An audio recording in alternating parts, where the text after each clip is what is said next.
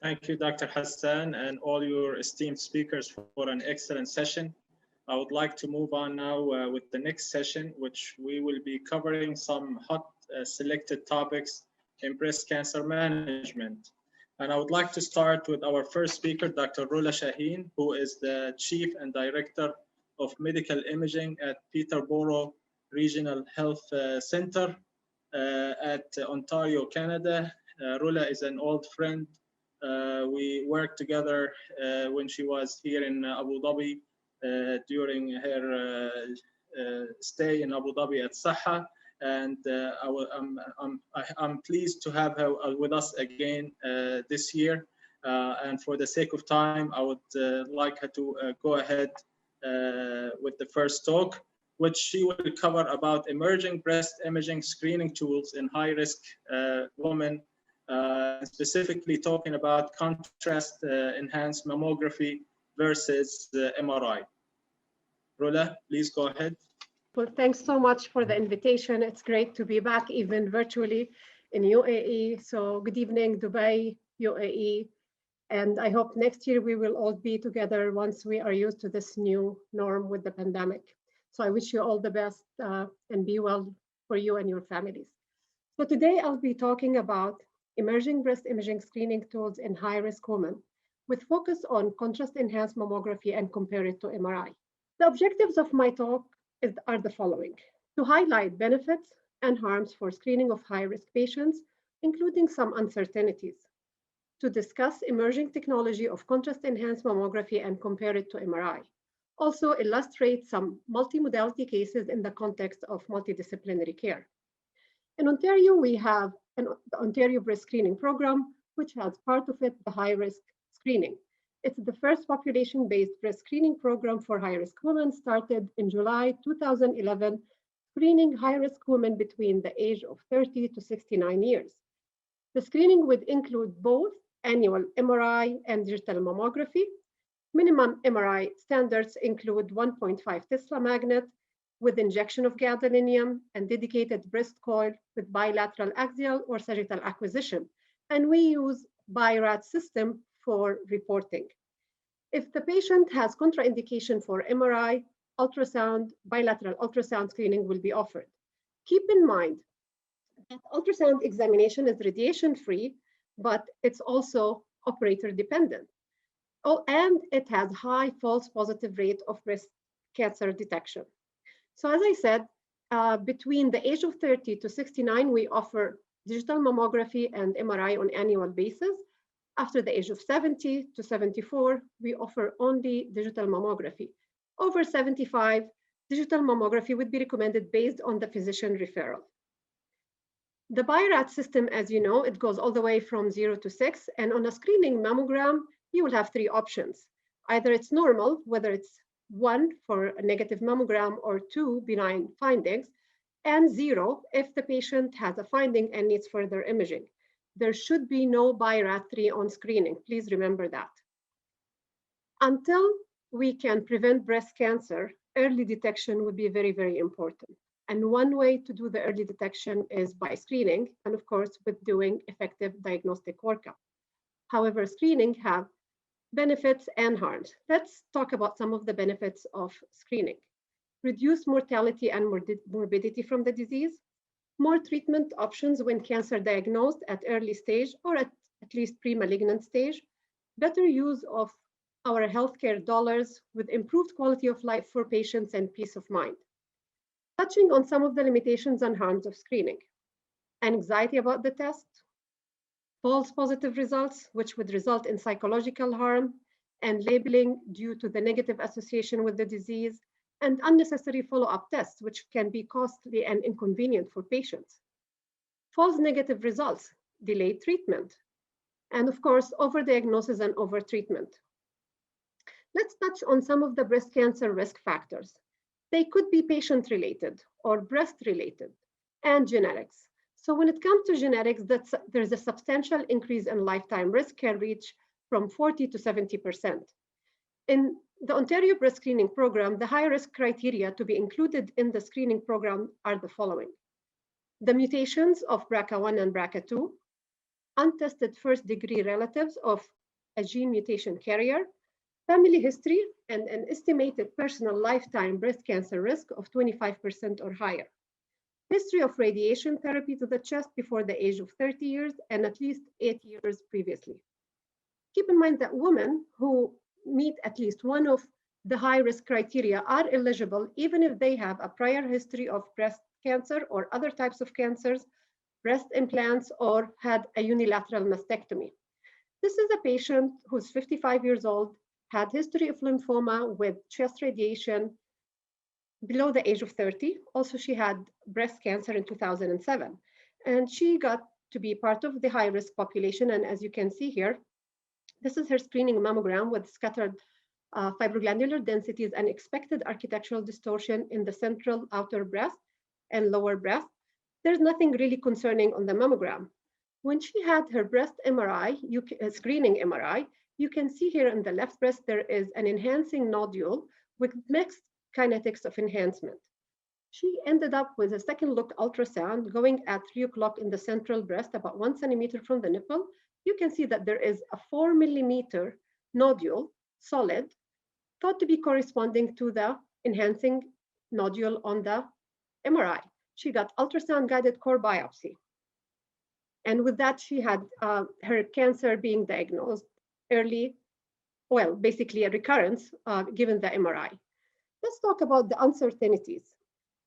Whether recommendations should be individualized, dependent on the age or risk criteria or both. And some studies reported a higher interval cancer rate in younger women, especially with BRCA1 mutations, suggesting that MRI screening should happen every 6 months. Also, there's questionable value of adding mammography to MRI for women younger than the age of 40, obviously because there's higher density for the breast parenchyma and lower sensitivity of mammography. And this is true particularly for the BRCA1 and BRCA2 mutation carriers and women with strong familial breast cancer risk. As I said, some studies pointed out the limitations in the BRCA1 mutation carriers for adding the mammogram.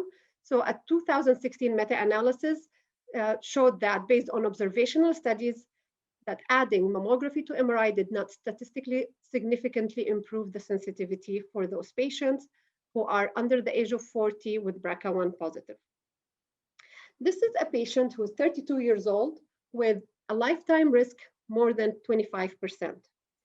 The mother had breast cancer at the age of 41, and she ended up with diagnostic mammogram and MRI. It was a baseline in October 2017. On the left, you can see that there is an enhancing nodule in the inner breast on the left. She had second look ultrasound, and a nodule was found at 7 o'clock, 3 centimeters from the nipple, measuring 4 millimeters that was biopsied and thought to correspond to the MRI finding. The pathology showed benign stromal fibrosis, and this is where we pause and we think that multidisciplinary care is the way to go. So we did the RAD path correlation, and we thought it's concordant given the location and given the enhancement. However, 6-month follow-up was recommended because the report in the MRI also talked about possible focus more medial to that nodule, and the 6-month follow-up was recommended. So in May 2018, the patient had a follow-up MRI, and as you can see here, that nodule that was noted earlier actually has increased in size. And that focus that was beside it, which I didn't show in the prior image, actually has grown in size.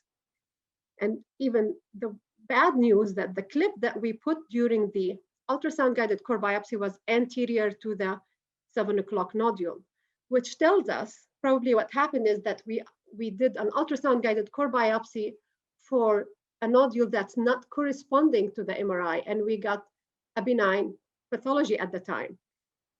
And that was a pitfall because basically we did MRI-guided core biopsy for the nodules, and they ended up to be invasive ductal carcinoma, and patient ended up with mastectomy. So I guess the message here, once you do an ultrasound-guided core biopsy for an MRI finding, it's very important after you do the biopsy and you leave the clip to repeat the MRI immediately, especially if you have high suspicion, to make sure that the clip is in the nodule of interest. But also it confirms that the tumors grow slowly within 6 months, and maybe there is value of doing 6-month follow-ups or 6 months screening for the high-risk patients, especially those with positive family history and high risk lifetime risk more than 25%. Therefore, given all these uncertainties, the high-risk program in the OBSP decided to look at the benefits and harms of the current recommendations. So they did performance measures and published a study in 2020 by Anna Chiarelli, our scientist, lead scientist for the OBSP program. And the study results showed the following. The sensitivity of mammography was significantly lower than that of the MRI plus mammography. So this is not new, but it's confirmed it. In the mutation carriers, for patients aged 30 to 39, the sensitivity of the combination was comparable with MRI alone, but significantly decreased specificity. So that tells us that there's a questionable value for adding mammogram between the age of 30 to 39. Also, for women between 50 to 69, combining MRI and mammograms have increased the sensitivity compared to MRI alone, with a small but significant decrease in specificity. So that tells us there is a huge value for adding mammograms between 50 to 69. So it's not just the MRI. Also, the study shows some takeaways. Well, basically, screening high-risk women between the age 30 to 39 would show that MRI only may be sufficient for patients who are younger in that age group, and also particularly for those with the mutation carriers. But keep in mind that you may miss the low-grade DCIS if mammography is not included. Among women aged 50 to 69, detection of cancer is most effective when mammography is included with annual MRI. Also, it was noted that more than half of the screen-detected cancers would have been undetected if they were screened only with mammograms. So adding the MRI was very important. Not surprisingly, mammography has higher sensitivity and specificity in the older women when compared to younger women in the general population, as was confirmed by other studies.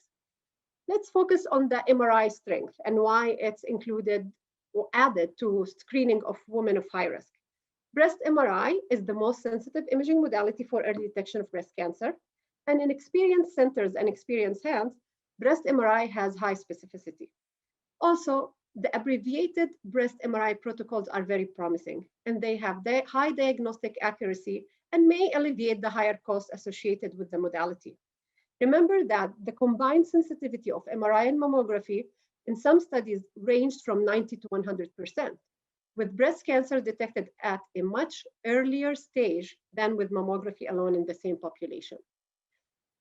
Okay, let's talk about the limitations of breast MRI. High cost, contraindications in some patients, especially with special types of pacemakers and metallic implants, claustrophobia, which is really, it's not a negligible percentage, gadolinium allergies, the contrast allergies, and gadolinium deposits in the brain from the multiple repetitive MRIs during screening. And it's not universally available. The wait times are also high in many centers around the world. So maybe it's time to look at other screening modalities such as contrast-enhanced mammography. Currently, it's a supplementary tool. It uses the same concept, the neovascularity concept, by giving an IV contrast. However, the IV contrast is different than the MRI. It's the same one that we use in CT, where an iodinated contrast is given with a power injector and as a bolus with dual energy, where 4 images are obtained during the same amount of time that you would do a regular mammogram, except the preparations and having the IV, getting set up by the technologist. This will take more time. And the first imaging will happen within the 2.5 minutes post-injection. What are the risks? Of course, contrast allergy, just like what happens in CT. Obviously, renal failure is a risk for patients who have the risk factors, but it's very rare. Also, there is mild increase in radiation exposure compared to the 2D mammography by 20 to 80%, but still within the MQSA guidelines. Benefits of contrast-enhanced mammography, studies showed that there is improved sensitivity and improved specificity compared to mammogram alone. It's equivalent in sensitivity to MRI, and surgeons would like the third point. It's most accurate in predicting the size of the cancers compared to other modalities. As we know, like MRI can overestimate the size. However, contrast-enhanced mammography, based on certain studies, showed that it has that accurate prediction. That's why our surgeons, some surgeons really prefer this over MRI. Some studies have shown that contrast-enhanced mammography, when it's compared to CEM plus mammograms, it's actually accurate and as accurate as MRI, and it's superior to mammograms when lesions are being detected. Also, some patients with dense breasts will benefit more because basically contrast-enhanced mammography will be able to detect the lesions with the small, added dose of radiation compared to mammograms alone. But the benefit is huge. By a study by Jean Lewin in 2019, they did an overview for the assess the current evidence of the performance of contrast-enhanced mammography. They really showed good clinical utility. However, it also showed that more prospective studies, including screening studies, are needed to further evaluate its performance, especially in comparison to MRI. So the key messages for that scientific review about CEM: clinically, it's available technique performed with a modified mammography unit. Examination time is like standard mammography. It detects cancers not visible on standard mammography, as we pointed out, and it performs similarly to MRI in terms of sensitivity and specificity when it comes to cancer detection. So to put together some of the points about MRI and contrast-enhanced mammography, we know MRI examination is time-consuming and expensive. Like MRI, contrast-enhanced mammography can improve accuracy of detection, differentiation of breast lesions by providing information on the degree of neovascularization. It also can be used as an effective tool in the screening and diagnosis of breast cancer. It has a better cost effectiveness than breast MRI for the confirmation of suspicious lesions detected on screening mammograms. Also, MRI is not widely available, and it's relatively less tolerated by patients. A study showed that a survey of high-risk patients at a single center in Boston at BIDMC, where I used to work, showed that patients would prefer the test over MRI if it had equal sensitivity. And I guess it's mainly related to the noise related with the MRI. It's faster, it's more convenient for the patients. A study by Jockelson et al. Conducted a prospective single-center trial of 307 high-risk patients who each received both contrast-enhanced mammography and MRI. Obviously, the cancer yield was relatively low because we have a small cohort, but both modalities detected 2 invasive lobular carcinomas, and MRI detected an additional case of DCIS, which was not visible on contrast-enhanced mammography. Showing you some cases, this is one of our first cases in contrast enhancement, where you can see here, this is an extremely dense breast, almost a nightmare for every radiologist to rule out cancer. But adding contrast enhanced mammography, you can see that the breast is very quiet. So it will increase the confidence level of the radiologist to tell the patient that really we're not seeing anything concerning. This is a case shared by my colleague, Dr. Terry Minook from McMaster in Hamilton, where they worked up a patient for architectural distortion here in the left central breast. So as a problem solving, they give IV contrast. And as you can see here, the left breast is completely quiet, nothing enhancing. However, the surprise was there was an enhancing nodule in the right outer lower breast with a shaggy margin. So they took the patient for second look ultrasound, and sure enough, there was a solid lesion that was biopsied, and it was invasive ductal carcinoma. So really, this was kind of screening for the right and workup for the left, and the contrast-enhanced mammography detected the lesion. Also, contrast-enhanced mammography can be a great tool for problem solving. This is a patient with nipple discharge, bloody nipple discharge on the right. Here's her mammogram, basically heterogeneously dense, especially in the central breast, nothing in the retroareolar region. We took her to ultrasound. We saw some dilated ducts. Really, we couldn't see intraductal lesion to point us toward the pathology. So we decided to go ahead and do problem-solving contrast-enhanced mammography. As you can see here, there is an enhancing nodule in the retroareolar region, almost anterior depth, in around 9 o'clock on the right. So now we know where exactly to look on ultrasound. So we went back to ultrasound, and there's dilated duct with intraductal lesion solid.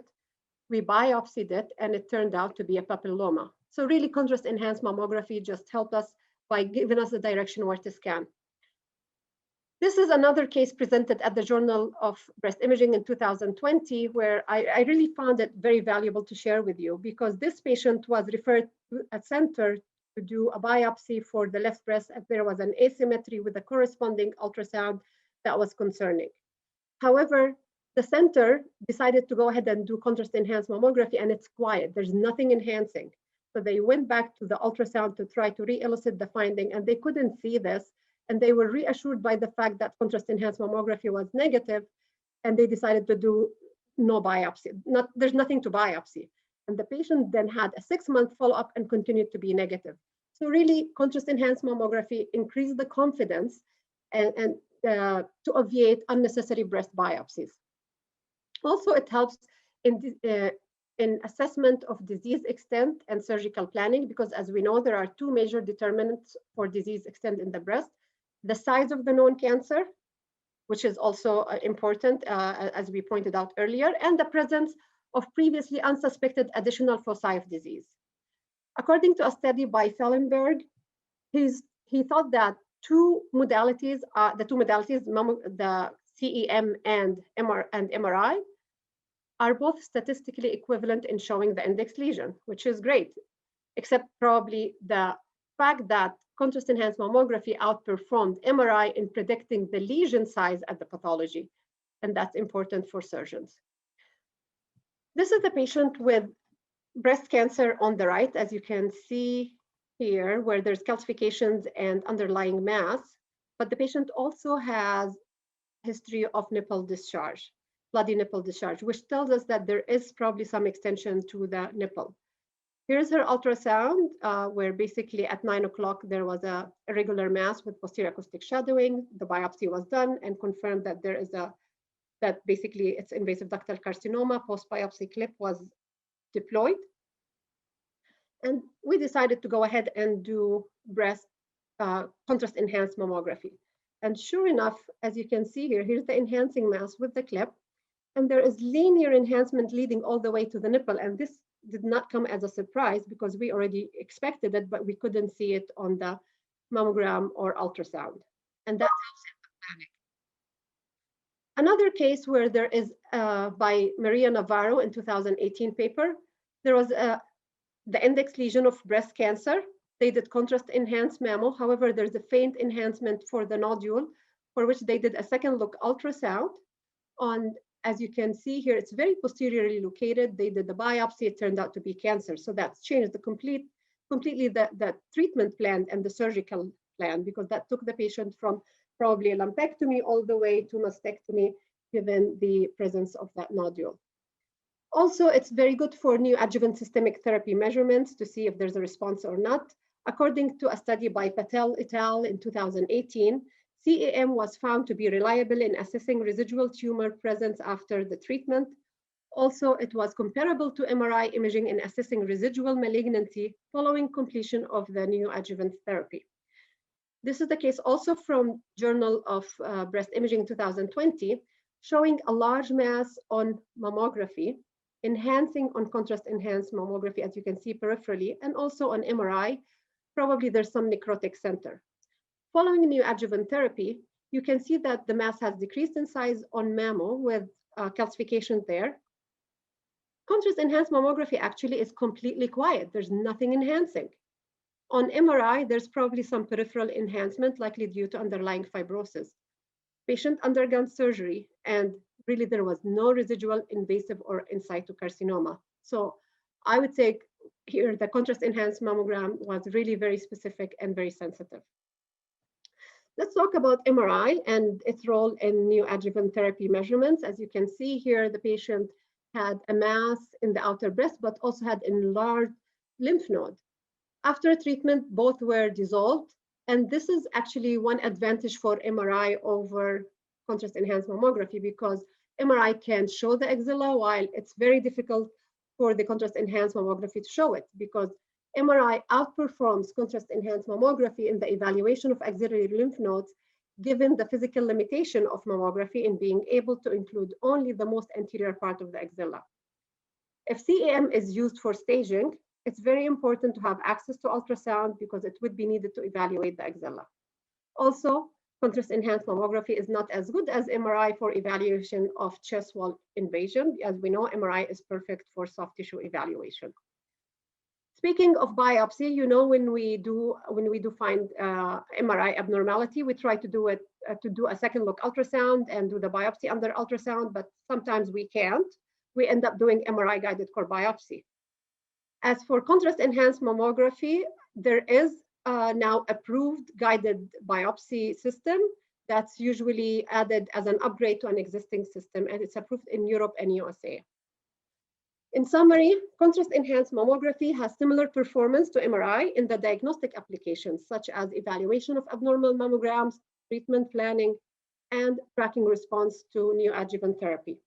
MRI benefits from the complete assessment of the axilla and the chest wall. Contrast-enhanced mammography benefits from significantly lower equipment cost, shorter examination time, wide availability of the modality. Also, contrast-enhanced screening data, unfortunately, are still limited compared to MRI. Therefore, we need more and larger prospective screening studies to support and tailor screening guidelines. Contrast-enhanced mammography may have the potential of universal utility to flatten the curve of global burden of breast cancer, particularly for screening those who are at risk, such as high-risk women. Thank you very much for your attention. And I would just like to announce that the SBI, Society of Breast Imaging, is actually holding a conference on April 9 and 10, and the registration, and 11th, and the registration is for free for international participants. So please take advantage of this opportunity. Thank you, Rola. I just have one question for you for the sake of time that was asked by one of the attendees. If you have both MRI and CEM available in average risk or high risk patients, which one do you do first in your own practice now? Oh, in our own practice, we have just started it, so it's baby steps. Actually, we're offering both to our patients, but I guess the question is tailored which one we prefer.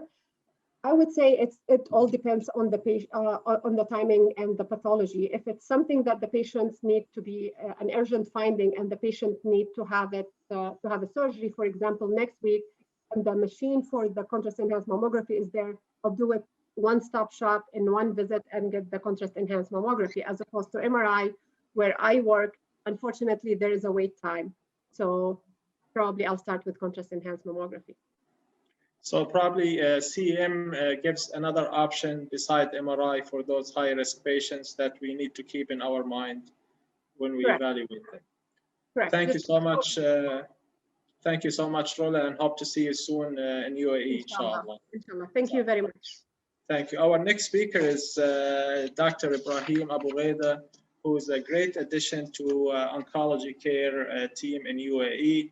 He is a very young and energetic radiation oncologist who was trained initially at the AUB, and then he went to the States where he did additional training at different prestigious schools, from Harvard to Cleveland Clinic, and then MD Anderson in Houston. He's currently the head of the Department of Radiation Oncology at the new Burjeel Medical City Center. Without any further ado, I would like to ask Dr. Ibrahim to go ahead with his presentation. He will talk to us about whether are we ready for the 1 week radiation therapy versus the standard treatment or not. Thank you so much, Dr. Bashir. Thank you everyone for the very kind invitation and for all the excellent talks. So good afternoon, everyone, and thank you so much for having us. So today we'll be talking about a very interesting topic, is about where are we in breast radiotherapy, and I'll be focusing mostly about early stage node-negative breast cancer in my talk. And just for the sake of time, I'll start with the PowerPoint. I have no disclosures related to this talk. Okay, and then, So this is the outline of outline of my presentation. I'll be giving just a brief introduction with a kind of reminder of the treatment guidelines. We're talking about the regular fractionation, which used to be called the standard fractionation, the moderately hypofractionated radiotherapy, which is the new standard. We're talking about the 1-week treatments, both with accelerated partial breast, and the more interesting updates about 5-fraction whole breast radiotherapy, and then ending up with some conclusion and take-home messages. So, so this year, breast cancer has become the most commonly diagnosed cancer. It had outgrown other cancers based on the 2020 data. And data from the USA, it states that we still have a lot of, most of them are detected in local or early stage. So this talk will be mostly important for this kind of group of patients. So early stage breast cancer is usually, as you guys all know, is treated with breast conserving surgery, followed by adjuvant radiation therapy. Very interesting poster from St. Gallen this year showed some improvement in survival in patients who had breast conserving surgery with radiation compared to mastectomy. So again, as I mentioned, adjuvant whole breast radiotherapy, there's the standard fractionation, and the whole breast hypofractionation, which is the new standard based on the ASTRO consensus guidelines in 2018. Kind of a refresher for everyone, this is data about the standard or the old standard 50 gray and 25 fractions, showing the significant value and benefit of adjuvant radiation therapy to breast conserving surgery in both local recurrence and survival. And this is the long-term outcome from the Canadian trials, showing that there's no difference between the standard regimen and the hyperfractionated regimen used. Based on that, Ben Smith from MD Anderson and colleagues from ASTRO guidelines released a statement is that in response to the long-term outcome from these trials, the moderate hypofractionation 15 or 16 fraction is the preferred dose fractionation options for whole breast radiotherapy. So based on that, what about 1-week radiotherapy? Can we get it even shorter? So to answer this, there is some data about accelerated partial breast radiotherapy. And I'll briefly talk to you about 2 major trials published in the same issue of Lancet of December 2019. This is the biggest one, which involved more than 4,000 patients, published by Dr. Vicini, and it was a phase 3 equivalence trial that had more than 2,000 patients, and this is a huge number of patients, randomized in the standard fractionation back then. Just to keep in mind, it's very important that 80% of these patients actually received a 10 gray boost. And then another more than 2,000 patients, they were either giving 34 gray brachytherapy, 38.5 gray external beam radiation therapy, 10 fractions twice daily over a course of 5 days. So this is 1 week. And the median follow-up was 10 years. As you can see in this curve, this study actually did not meet the criteria of equivalence of whole breast radiotherapy, as the cumulative incidence of recurrence was slightly higher in the partial breast arm. However, again, you have to keep in mind that this study was not powered to detect which one, because some patients had brachytherapy, some patients had external beam radiotherapy. And also please keep in mind that 80% of the population and the whole breast radiotherapy received an additional boost. So this was not detected the study was not powered enough to detect the difference within the subgroups of the partial breast radiotherapy arm. In the same issue of Lancet, the Canadian published the RAPID trial, which had 2,000 patients, and it has 1,000 was randomized to the standard in Canada. I mean, most of this, it's mostly from Canada, so you can see that 82% had this fractionation. And the other 81 had only external beam radiotherapy. So in this partial breast radiotherapy trial, everyone had external beam. It wasn't for brachytherapy. Also given in 10 fractions twice daily over a course of 5 to 8 days. The median follow-up was 8.6 years. And actually it met its primary endpoint, which is non-inferior. So the external beam partial breast was non-inferior to whole breast radiotherapy. However, it did had slightly less acute, but had more late treatment-related toxicity, which could be in fact due to the twice daily regimen. So what about other trials? And I think this is a very important trial published recently. It's the Italian partial breast Imrt Florence trial that actually was a phase 3 trial that randomized patients between 50 and 25 versus 30 gray in 5 fractions, with the primary endpoint was ipsilateral breast recurrence, and they had multiple secondary endpoints. For the sake of time, I'll just go over the results very quickly. So this study has met its primary endpoint. There was no difference between the partial breast radiotherapy and whole breast radiotherapy. Local regional recurrence was the same. Distant metastasis was the same. Survival was the same. Breast cancer specific survival was the same. Overall survival was the same. And interestingly, actually, the side effects was in favor of partial breast radiotherapy rather than whole breast radiotherapy, which is kind of opposite than what we saw in the twice daily regimen. So, and this is extremely important because we're talking about the 10-year outcome from this trial. So in this trial, we can see that the cosmesis actually, the physician reported cosmesis was quite good. It was slightly better in the partial breast radiotherapy arm. So in conclusion, it showed that it was actually no difference. It has a comparable outcomes, and the acute and late toxicity was actually in favor of partial breast radiotherapy.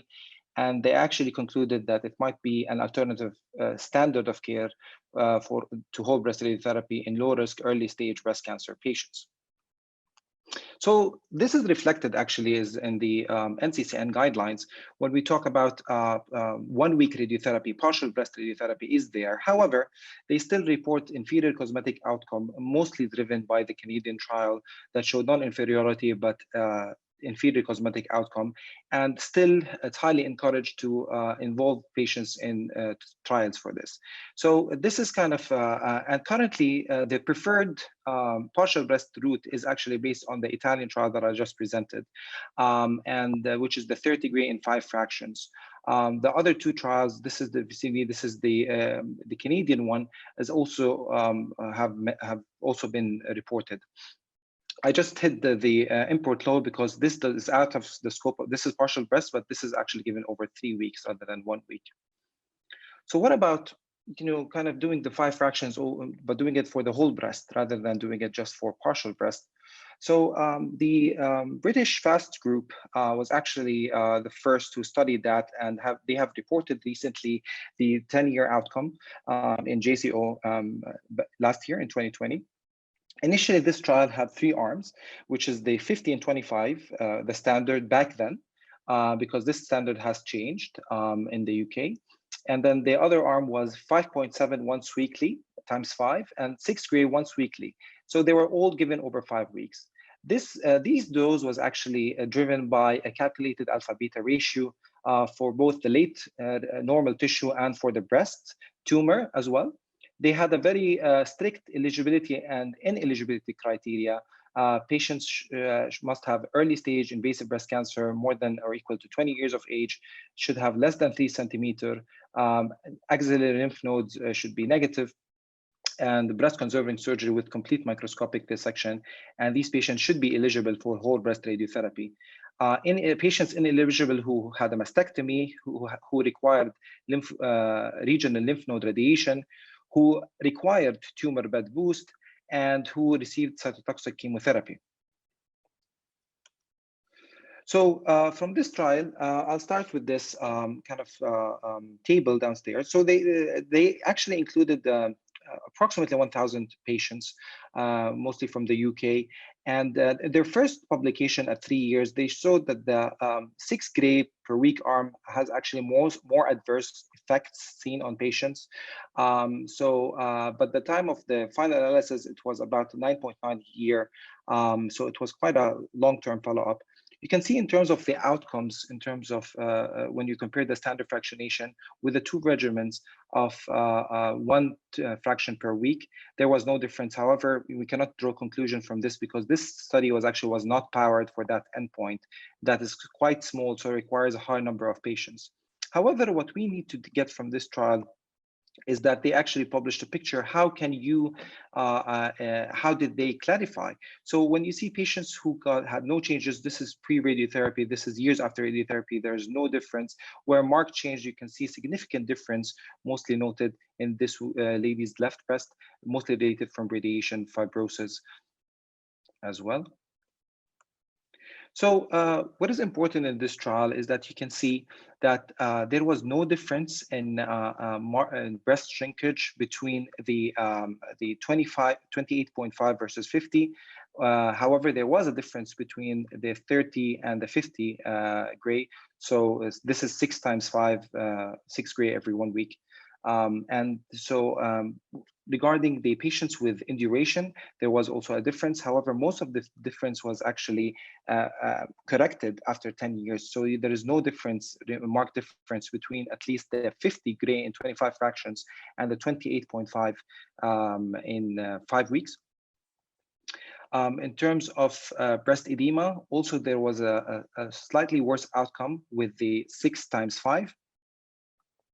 However, what this trial really, what was very important in this trial, that actually allows us to show what is the optimal dosing that we can give for 5 fraction whole breast and design future trials accordingly. It did confirm very important radiobiological concepts of the alpha-beta ratio for the breast cancer, even in high dose per fraction, which actually was very similar to the ratios that we got from the Canadian trials, moderate hyperfractionation trial. It was not powered for local control. However, this trial shows that 28 in 5 treatments once weekly might be an appropriate alternative than no treatment, specifically for patients who are elderly, frail, living far away from the radiotherapy center, who need radiotherapy, and we can offer that to them as well. So to reflect that, actually, the NCCN guidelines typically copies this criteria, and for patients who require a limited number of visits for whole breast radiotherapy, this actually fractionation might be considered simply based on the very strong data from the FAST trial. Moving on to so what's next? Can we give this 5 fractions over 1 week rather than giving it over 5 weeks? Also the same group kind of moved on and did the fast forward trial. This actually was, they published the first analysis, the 5-year analysis last year in Lancet 2020, which came in a prime time, specifically during the pandemic. And this actually had more than 4,000 patients. They were randomized into the 40 in 15 fraction, which is the standard in the UK post 2009. So you can see that this is a more kind of young study than the previous one and more recent. Versus there's a one fractionation, which is the 27 gray in 5 fractions and the 26 gray in 5 fractions. And there was, in this trial, sequential tumor boost was allowed, and it was allowed like a standard fractionation. The median follow-up was almost 6 years. So you can see in this, when you talk about kind of the different groups, each group had more than 1,300 patients. So this is a big number of patients. And you can see that most of these patients were kind of postmenopausal patients. They were quite well balanced between the 3 different arms. Most of them had breast conserving surgeries. The sites were different. And the nodal status was mostly negative, but some had a pathological node, positive lymph nodes. And continuing kind of the difference, they are mostly the same between each groups, and in terms of ER, PR, LVSI, etc. And this is kind of the outcome that they showed, that there is actually no difference between the ipsilateral breast tumor relapse between all 3 arms. And moving on, the local control was the same, the distant relapse was the same, mortality was the same. So there was technically no difference between all 3 arms treated. However, when we started looking on the toxicity and on the side effects, it was interestingly to note that the 27 gray had a significantly worse side effects compared with the 40 gray and 15 fractions. And most of the both physician-reported side effects and the patient-reported side effects. And it's actually very important that this trial is actually monitoring the patient-reported outcome as well, which I believe is a more subjective way in reporting toxicities. So as we can see here, telangiectasis was also higher in the 27 in 5 in 1 week, and the breast edema was also higher. The patient-reported outcome was also slightly worse when compared to 40 gray. And the same thing is the swallowing of the best swallowing effect is also higher with the radiotherapy. So in summary, again, this is the 5-year data. So the 5-year ipsilateral breast tumor relapse incidence after 1 week course of adjuvant whole breast radiotherapy was not inferior to the standard 3-week according to the predefined inferiority threshold. 26 had a similar alpha beta ratio of 40 and 15, and actually has a similar both patient-related assessed normal late side effects and clinician normal late side effects, and the photographic changes also. So they have kind of recommended the 26, which is probably a more gentler way of delivering treatment over 1 week.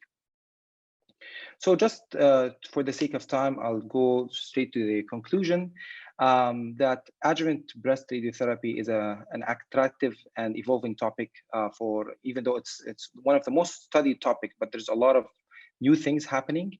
The moderately hypofractionation is currently the standard treatment approach, plus minus boost.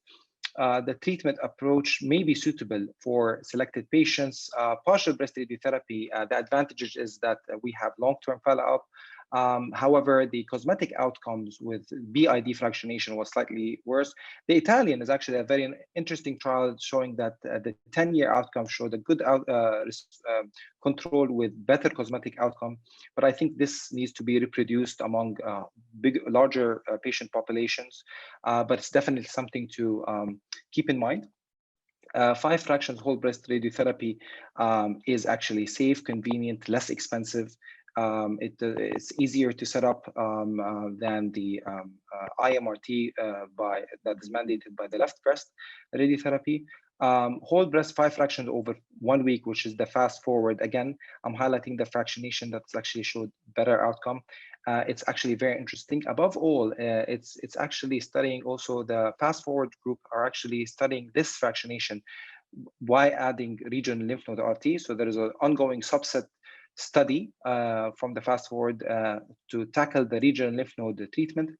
However, regarding the fast forward, I still would like to see the long-term follow-up. I think 5 years is good, but in breast radiotherapy now with our colleagues from medical oncology are doing a great job in terms of systemic therapy. The patients are living longer. So we really should tackle the long-term side effects.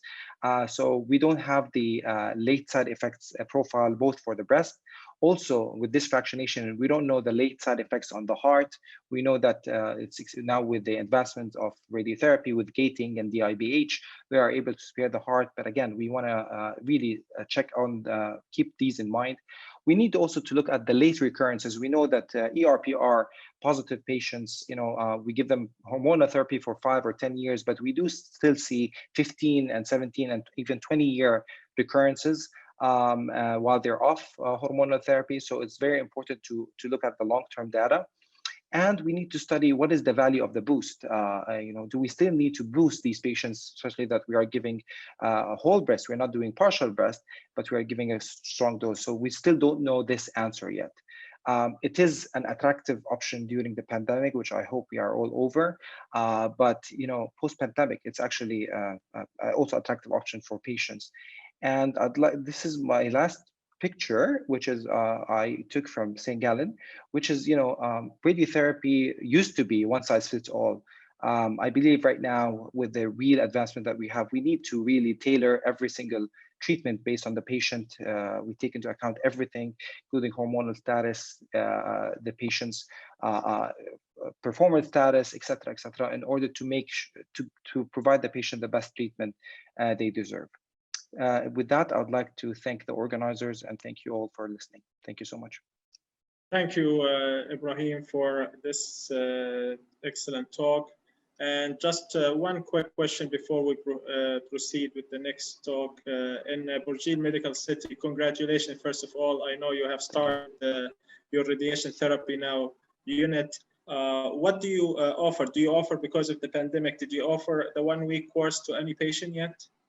So we have started post-pandemic right now, but the 1-week course is on our table for every patient who, for example, not the fast forward. I'm not talking about the fast forward, not yet, because we don't know the long-term outcomes of it.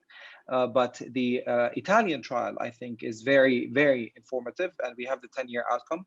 So for patients who cannot receive the standard of care, which is right now the whole breast 15 fractions or 16 fractions plus so 16 without the boost, 15 plus minus boost. We offer them. We might offer that to them yet, but so far, as of today, as you know, we just started. We still did not offer that to patients, but we will. Thank you so much. I would like to move forward for the next speaker, who will be Professor Peter Smith, who really needs no introduction. He's a professor of cancer medicine and the lead of the Center of Experimental Cancer Medicine at Barts Cancer Institute in UK. And when it comes to immunotherapy and cancer, he's probably one of the world leader in this topic. So I would like to give him the microphone. The question is, are we ready for it in early triple-negative cancer? Professor? Thank you very much. Thank you for the kind invitation. It's a shame I can't be here. We can't have this face-to-face, but I'm really impressed by the number of attendees I can see. It's hardly believable. So big congratulations to the organizers. Are we ready for immune therapy in early triple-negative breast cancer? If you expect from me a clear yes or no, I have to disappoint you. I personally have a strong view, and we can discuss this later on where we are with this, but it is still early days. Clearly, for me, immune therapy is here in triple-negative breast cancer to stay. The question is just, when is it ready for routine care? Please note my disclosures first. When we start talking about neoadjuvant immune therapy, we need to talk a little bit about how the treatment for triple-negative breast cancer has evolved. And a few years ago, primary surgery was still standard, followed by adjuvant chemotherapy. But over the last few years, we have increasingly shifted this to neoadjuvant chemotherapy, followed by surgery. Initially, the study said it's a similar outcome, but what we clearly have seen is there are two major benefits from giving neoadjuvant therapy, chemotherapy or combinations in triple-negative breast cancer. The first benefit is very clear. We can downstage the tumor and facilitate less invasive surgery with a higher rate of breast conservation, but also, and I think almost more importantly, reduce the amount of axillary surgery we have to perform. But the second point of view is, from an oncology point of view, critically important. We can divide patients into two groups. A group of patients who responds fantastically well and has what we call a PAF-CR, which is the complete disappearance of all invasive cancer, and a group of patients who unfortunately still have residual disease. Now, we've learned from the meta-analysis from the FDA and many other studies since that patients who achieve a PAF-CR with chemotherapy have a substantially better outlook, with an event-free survival with a hazard ratio of 0.24, overall survival hazard ratio of 0.16, so dramatically better outcome. The patient with a PAF-CR would have a 3 to 5 year overall survival, and therefore probably cure rate of 90 to 95%. On the other hand, patients with residual disease have a relatively high risk of disease recurrence. And we have learned from the Japanese-Korean trial that with a simple treatment such as capecitabine in the adjuvant setting here, so in patients who already had neoadjuvant therapy, then had surgery, and had adjuvant capecitabine, we can reduce the recurrence risk by about 40% and therefore improve long-term outcome. So where we're heading to in triple-negative breast cancer is clearly a de-escalation in patients with PAF-CR, but an escalation in patients with residual disease, with capecitabine currently being the standard, but really interesting trials ongoing, for example, with antibody drug conjugates. Now, there's an ongoing debate about what is the base chemotherapy regimen, and it's a bit like Marmite, as we would say in the UK. Some people believe platinum has to be used. Some people are in the non-platinum camp. I'm personally in the platinum camp. I will share with you why I believe this, but we're not going to solve this today. There are 3 phase 3 trials that had a chemotherapy with and without platinum in a randomized way, and all 3 neoadjuvant trials show similar results. If we add platinum to neoadjuvant chemotherapy, we consistently push the PAF CR rates beyond 50%, 53, 54, 58%, whereas the PAF CR rates with anthracyclines and taxanes are between 30 and 40% in the meta-analysis and in individual studies. Does this translate into a long-term benefit? There's still a little bit of uncertainty around there. The German study showed a clear benefit in disease-free survival. These are smallish studies, but nearly 10% difference in disease-free survival, hazard ratio of 0.56, which is impressive. The American study showed a numerical difference, but it's not significant at this point in time. For brightness, we're still waiting for the results. If this is positive, I think the question is answered on whether or not we should use platinum in the neoadjuvant setting. What about immune therapy? You've heard before how immune therapy works, and it's a much more complex process than for example, signal transduction, where we flick a switch and switch on or off a pathway. In order for immune therapy to work, we need to utilize the whole immune therapy cycle. And it starts in the left bottom corner with the release of cancer cell antigens. These are taken up in antigen-presenting cells, where it leads to priming and activation of immune cells, which have to travel back into the tumor, infiltrate the cancer, recognize the cells, and then ultimately can kill the cancer cells. Now, the question to you is, where do immune checkpoint inhibitors, where does atezolizumab, where does pembrolizumab work in this context? And the answer is pretty much in the periphery, at the final point of this cancer immunity cycle, when it comes to killing of the cancer cells.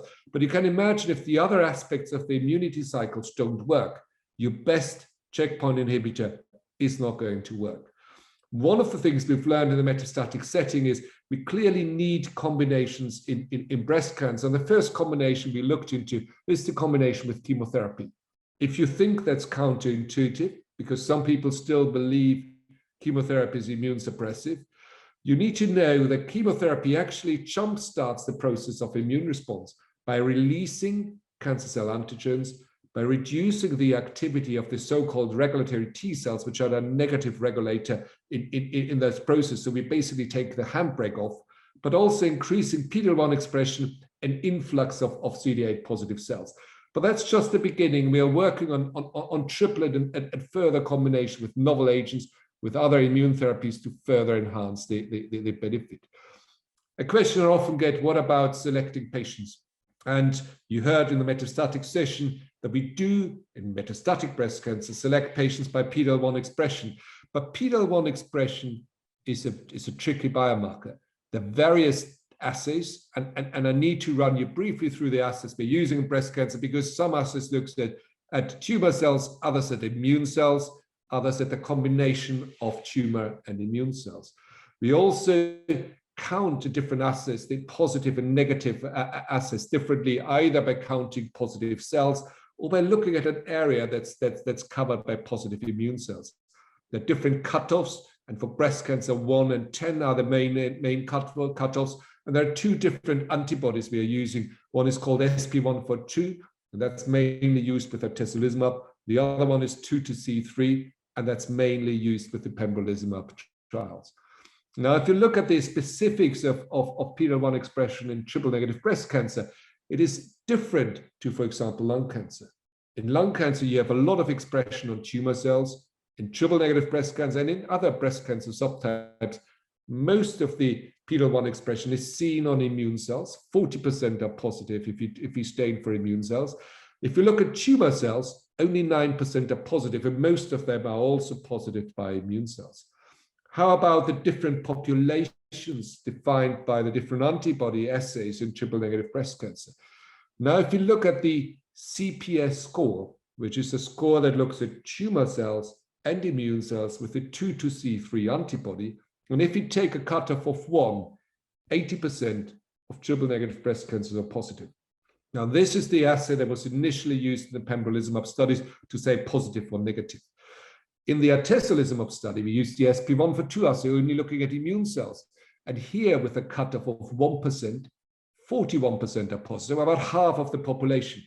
Now, we also work with the CPS assay and looking at different cutoffs, as you heard in the metastatic session, which are more similar to SP1/2 1%. And interestingly enough, a cutoff of 10 for CPS is similar to a cutoff of 1 for SP1/2. And again, with 10, we describe a population around 40%, but it's only incompletely overlapping with the SP1/2 assay. Now, when we look at the trials, phase 3 trials of immune therapy in early triple-negative breast cancer, all trials focused on stage 2 and stage 3 disease, and there are 2 main phase 3 trials. The first one was KEYNOTE-522 with 1,174 patients. This trial used a very intensive chemotherapy regimen, platinum-based, 12 weeks of paclitaxel and carboplatin, followed by AC, followed by surgery, followed by placebo or immune therapy for a total duration of 1 year. The primary endpoints were dual for PAF-CR as a short-term endpoint at the time of surgery and a long-term endpoint with event-free survival. The study was powered for both. The second phase 3 trial is IMpassion031, smaller trial, 333 patients, platinum-free chemotherapy. That's important when we look at the results of both trials. Now paclitaxel with and without atezolizumab, followed by AC, surgery, and then patients were unblinded and could continue on atezolizumab. Because it's a smaller study, it's only really powered to look at PAF-CR, event-free survival as secondary endpoints. If you look at the populations, the study populations in both trials, relatively similar. You need to be careful when you look at PD-L1 expression because of the different assays. The only difference is maybe there are slightly more node-positive patients in the KEYNOTE-522 trial, 52% compared to 38% in IMpassion031. If you look at IMpassion031 first and look at the PAF-CR rates, the primary endpoint, it is clear the trial was significant, was positive, with a meaningful benefit, improving PAF-CR from 41% in the control group to nearly 58% in the immune therapy group. If you look at the different subgroups, the 2 subgroups that are of interest, one is the subgroup of node positive versus node negative patients. And as we all know, patients with node positive disease generally have a lower PAF-CR rate compared to patients with node positive disease. But there's something really interesting and fascinating happening with immune therapy. If you look at node negative on the left, node positive on the right side in the right half of the slide, you see in yellow in the control group, node positive patients, poor PAF-CR rate if they receive chemotherapy alone, 30%, 49% if they have node negative disease. But really fascinating, if you add immune therapy, the PAF-CR rates are identical whether patients are node positive or node negative. It's interesting, and we'll share with you the trials in the second trial, which will confirm that. So this is probably not just play of chance, there's a mechanism behind there. What about PD-L1 status and benefit of therapy? You know, in metastatic setting, you have to be PD-L1 positive to have a benefit. And we also see the PD-L1 positive patients here have a massive benefit with a delta of 19.5%. But if you look at the PD-L1 negative patient, something really interesting happens. Those patients similarly have a benefit from the addition of immune therapy. We know PD-L1 negative patients respond less well to chemotherapy, but the added benefit from immune therapy is pretty much the same.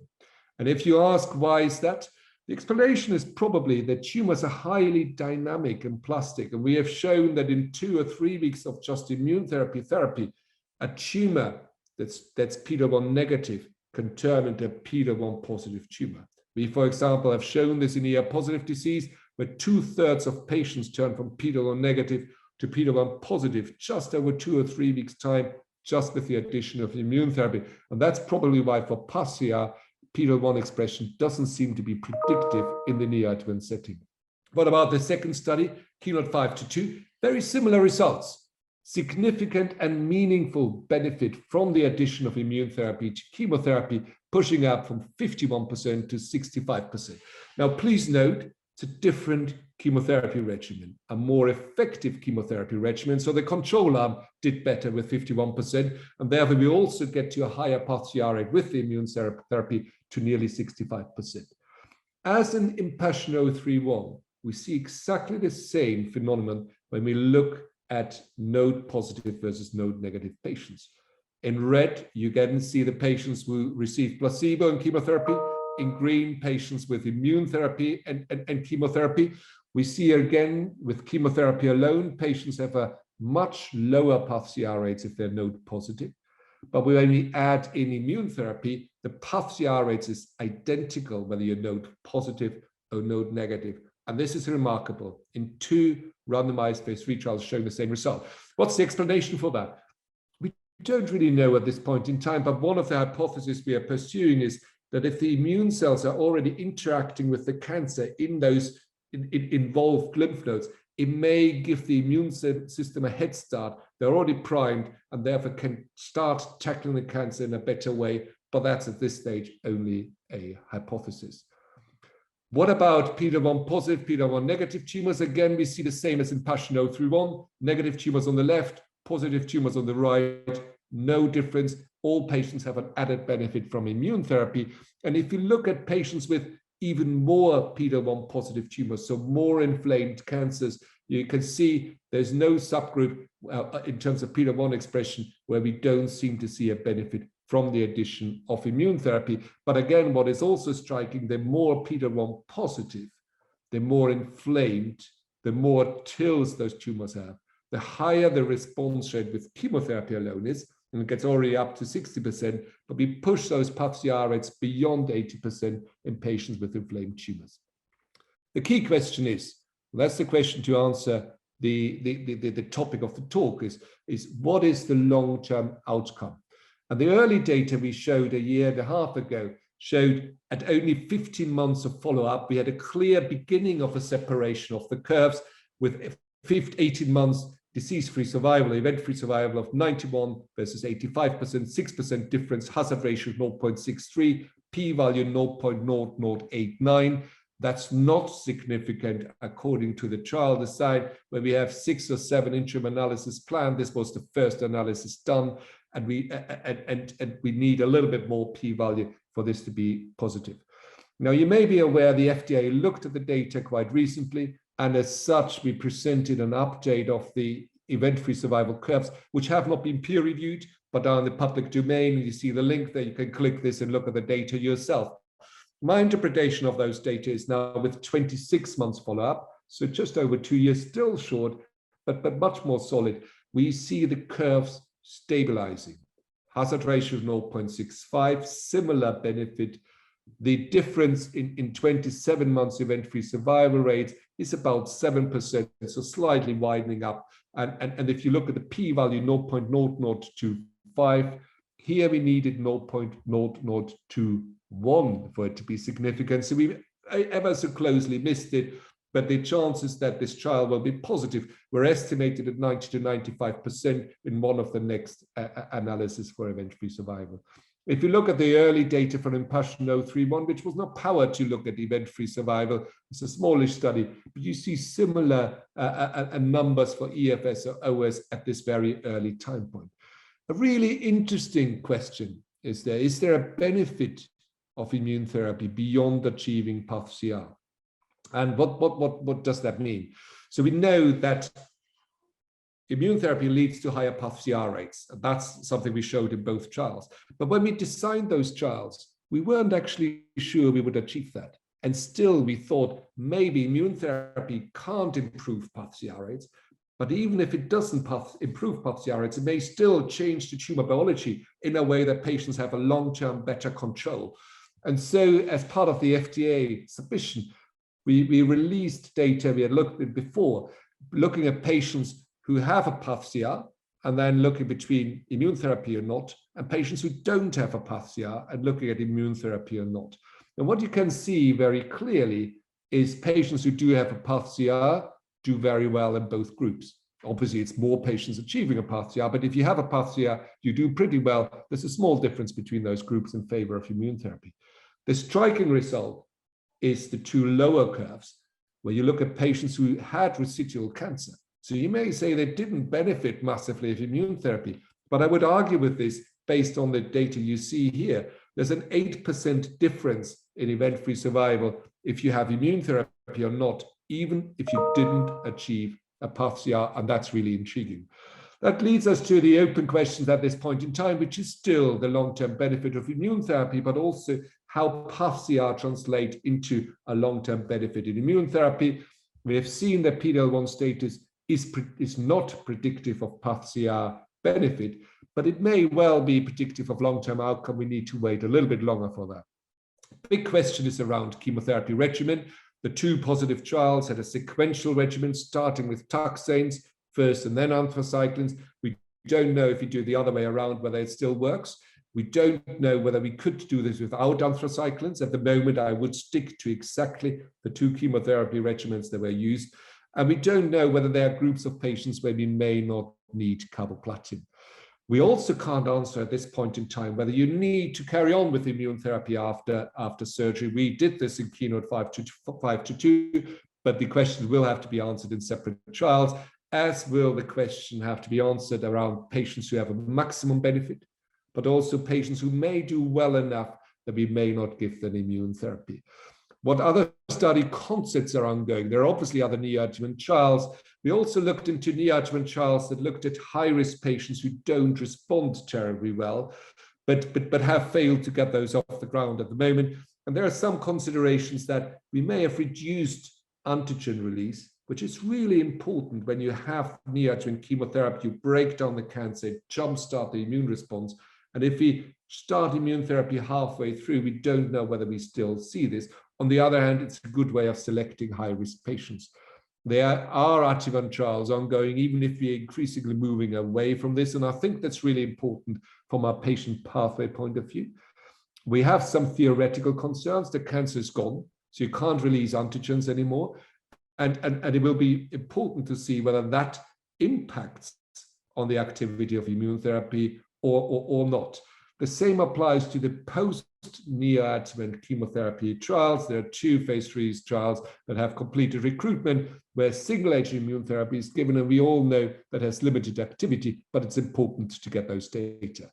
Let me finish with a few final considerations on where we're heading. And in stage 1 cancer, and I haven't really spoken about stage 1 cancer, we are at the moment actively debating whether we can de-escalate treatment strategies, for example, use chemo-free treatments or combinations, for example, stratified by TILs. We know patients with high TILs, TIL-positive tumors have a very good outcome, and we can look into antibody-drug conjugates, for example, with immune therapy, and then de-escalate in patients with PAF-CR, but possibly escalate in patients with non-PAF-CR.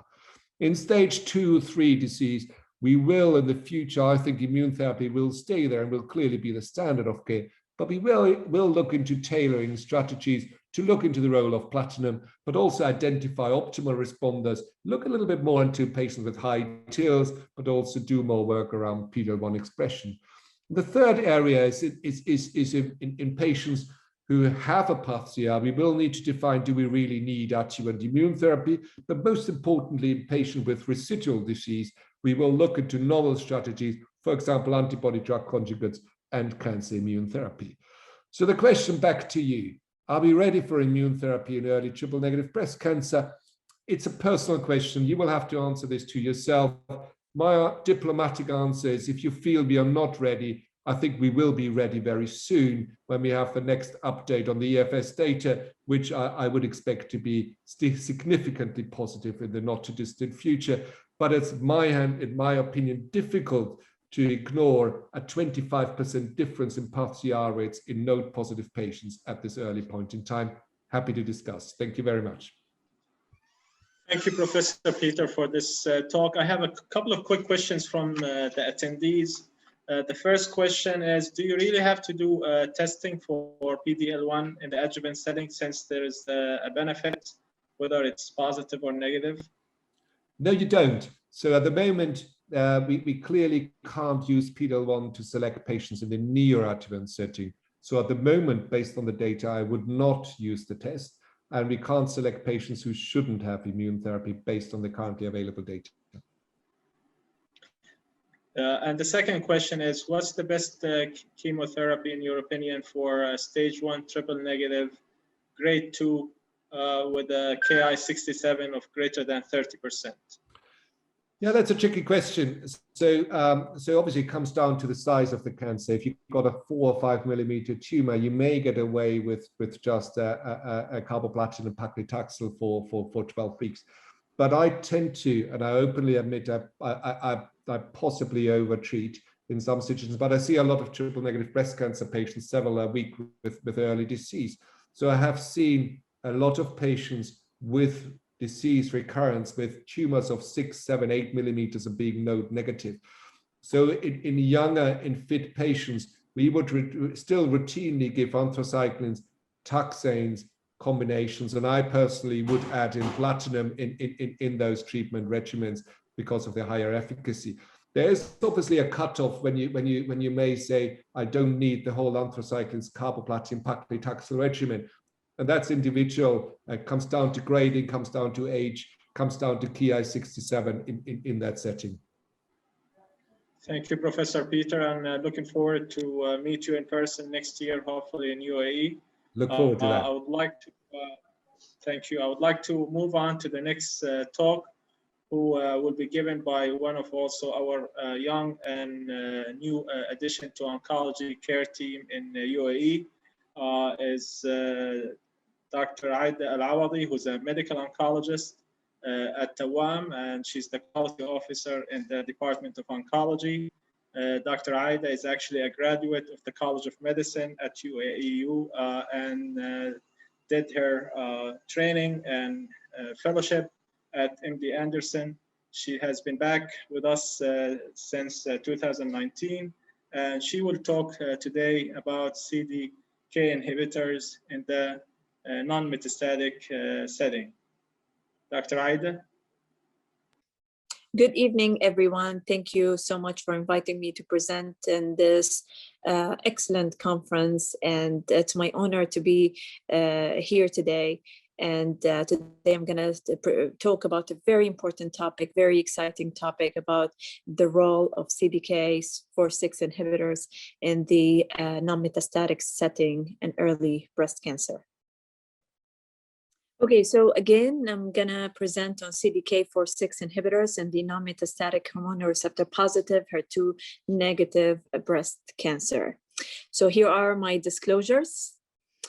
So to begin with, this basically shows you the data from the first line studies in metastatic hormone receptor positive, HER2 negative breast cancer with the 3 different CDK4 inhibitors that has received regulatory approval in the metastatic setting, palbociclib, ribociclib, and abemaciclib.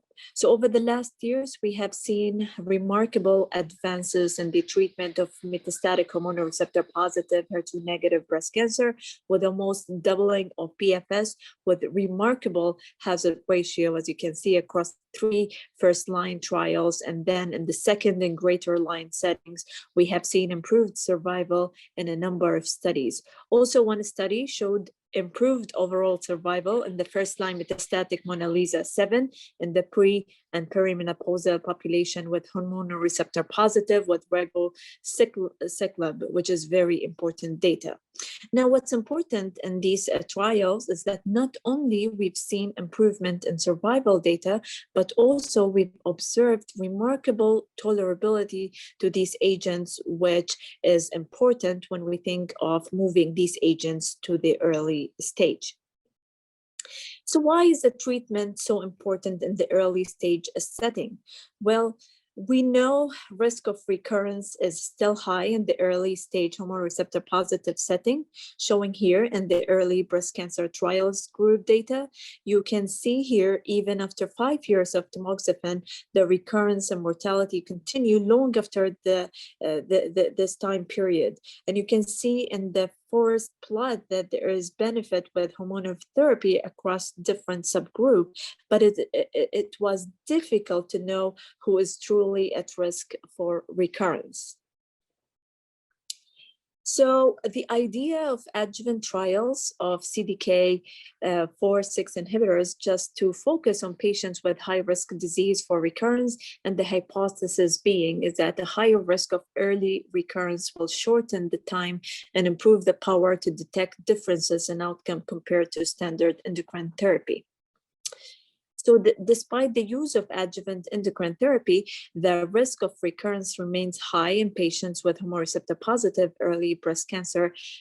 Findings from the phase 3 HICAM studies showed that patients with at least 4 positive lymph nodes, 1 to 3 positive lymph nodes in G3 histology, or 1 to 3 positive nodes in T3 disease, which is more than 5 centimeters, had the highest risk of early recurrence with adjuvant chemotherapy and AI, suggesting that these were the patients who stood to benefit the most from adjuvant CDK4/6 inhibitors. And this has led to the important eligibility criteria and the positive adjuvant trial monarchy, which I'm going to address later on in the next slides.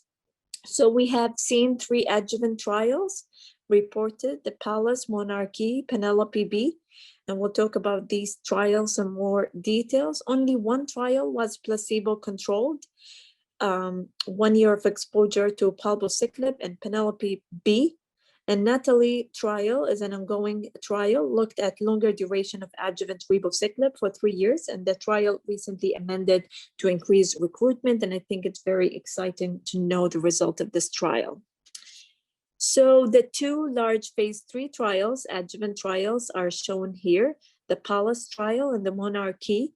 Patients with a stage 2 to 3 disease were included in the Palace trial, but these, but there were additional criteria for Monarchy, with the stage 2 and 1 to 3 positive lymph node had to have either T3 tumor, which is more than 5 centimeters, or grade 3 histology. And a separate cohort 2, patient had 1 to 3 positive lymph node and centrally determined Ki-67 of 20% or more, but not the other 2 criteria that I just mentioned. So the Palace also included, out of the 5,000 patients enrolled, about 1,000 patients with a stage 1A, which is T2 and 0 disease. So who are enrolled in these trials? As we would expect, higher risk patient included in Monarchy. Over 5,000 patients enrolled in both trials. I have discussed about the eligibility criteria in the previous slide, but it's summarized in this table. Abema was given continuously for 2 years, and palbo given on a 3 weeks on, 1 week off the schedule for 2 years. Median follow-up was longer in the Palace trial, 23.7 months. The most recent update from San Antonio 2020, the median follow-up was about 19 months, where about 25% of the patient had completed 2 years of therapy. Chemotherapy was given more in the Monarchy than Palace. More patients had N2 to 3 disease in Monarchy based on eligibility criteria, and grade 3 disease was higher in the Monarchy, and Ki-67 was reported in Monarchy only, and most patients received endocrine therapy or aromatase inhibitor in both studies. Okay, so let's talk about the outcome of Palace trial. Patients were randomized to receive either endocrine therapy plus palbociclib versus endocrine therapy alone. The invasive disease-free survival showed no difference with the addition of palbociclib. Based on this, the futility boundary were crossed, so the IDMC recommended to stop palbociclib and unblinding the patients in arm A. And there were no difference in also distant relapse-free survival. What's interesting is that 42% of patients discontinued with palbociclib mainly due to adverse events, and this is interestingly protocol defined due to neutropenia, which is in real life does not seem to cause major toxicity to the patient. So maybe this was a greater degree of caution. that was needed, and this may be particularly important when we compare with Penelope data later on. Now let's move to talk about the monarchy data, where they randomized patient to abemaciclib plus endocrine therapy versus endocrine therapy alone. We saw improvement in IDFS at the first interim analysis. However, the 19 months follow-up that was presented in San Antonio 2020, and this is the data I'm showing in this slide, with an absolute difference of 3% favoring abemaciclib, with a 2-year IDFS rate of 89.3% in the endocrine therapy arm and 92.3% in the abemaciclib arm, with hazard ratio of 0.713 with a significant p-value. Very impressive data showing that the two curves start to separate at 24 months without coming back together. So very interesting to look into the longer, or to await the longer term follow-up data. So on the pre-specified subgroups, patient received neoadjuvant chemotherapy had a hazard ratio of 0.6, very impressive, and premenopausal patient has a ratio of 0.5. So indicating that these are high-risk patients with less endocrine sensitive disease, which may benefit even more from abemaciclib. So again, in the IDRFS, 2 years IDRFS, 3% difference with 90% in endocrine therapy arm and 93% or about 94% in the abema and endocrine therapy arm, that has a ratio of 0.6 and very significant p-value. And this is again maintained in a longer follow-up, which is very important. So additional data was shown in San Antonio by Dr. Nadia Harbek, looking into Ki-67 in cohort 1. You can see here that in cohort 1, low Ki-67, the difference between the group is 2.7, whereas the difference was greater in cohort 1, high Ki-67, with 2-year difference in DFS is quite remarkable at about 5.2%. So clearly, Ki-67 has a very important prognostic impact. And Ki-67 was measured centrally in this study. So all alone, the Ki-67 does have a prognostic impact and may define the group that are endocrine therapy resistant who would benefit from additional therapy.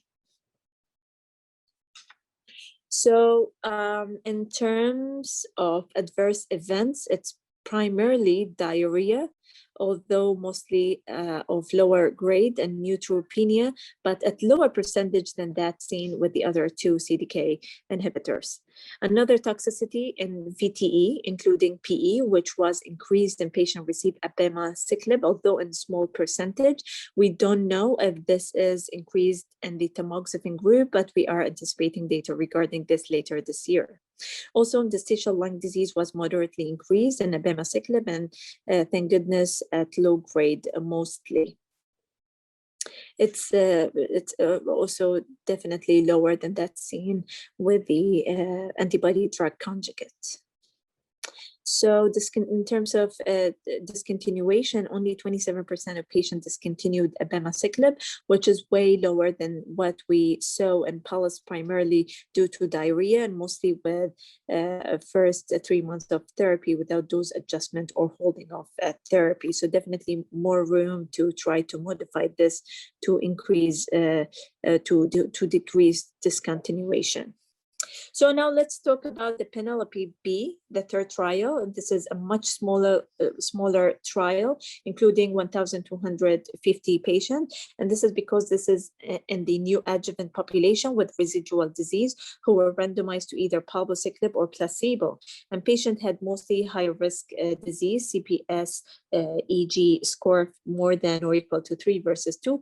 And all of the patients had or some of the and a lot of these patients had positive lymph node involvement post neoadjuvant chemotherapy and surgery, and all patients will receive concomitantly endocrine therapy according to local standard for the protocol.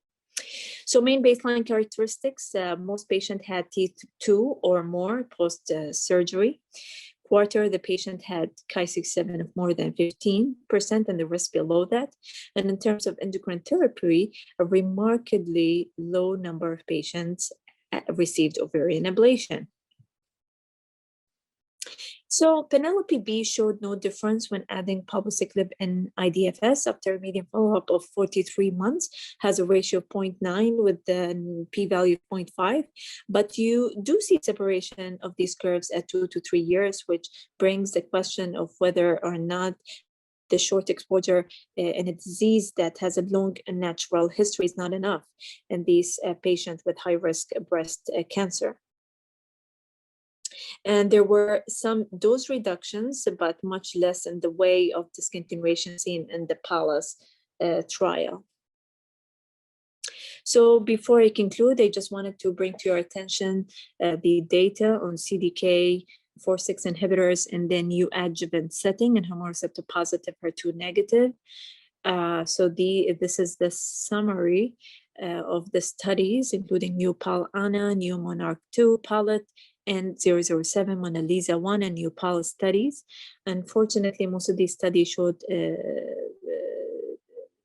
a negative impact on, or just to rephrase my sentence, it showed no difference in PCR when comparing the CDK plus endocrine therapy to endocrine therapy alone, which we find very disappointing.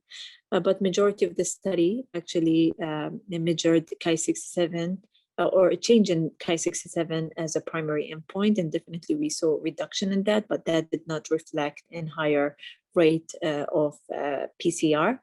But I'm not sure if that will impact the survival data. I'm skeptical, but we have to wait for long-term follow-up data. And interestingly, in the NeoPAL study, most of these studies actually phase 2, and then in the NeoPAL study, they basically compared endocrine therapy plus palbociclib versus chemotherapy. And as a matter of fact, the RCB or the RCB was higher in the chemotherapy arm, at 5.9% versus 3.8% the palbociclib plus letrozole arm. So that says something about like the